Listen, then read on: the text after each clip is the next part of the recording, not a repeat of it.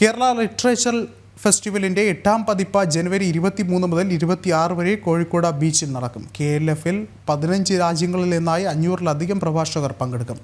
6 ലക്ഷം പേരെയാണ് കാണികളായി പ്രതീക്ഷിക്കുന്നത്. ആശയം, സംസ്കാരം, കല എന്നിവയുടെ സംഗമവേദിയായി മാറുന്ന ഇവിടെ സാഹിത്യം, ശാസ്ത്രം, കല തുടങ്ങി വിവിധ മേഖലകളിലെ പ്രമുഖർ ഇത്തവണ ഭാഗമാകുമെന്ന് ഫെസ്റ്റിവൽ കോർഡിനേഷൻ രവി DC അറിയിച്ചു. ഉദ്ഘാടനം 23-ാം തീയതി വൈകിട്ട് 6 മണിക്കാണ്.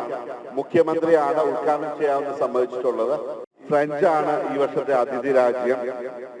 അതിന്റെ ഭാഗമായിട്ട് തന്നെ 15ഓളം സെഷൻസ് ഉണ്ട്. അത് കൂടാതെ 1-2 പെർഫോമൻസ് ഉണ്ട്.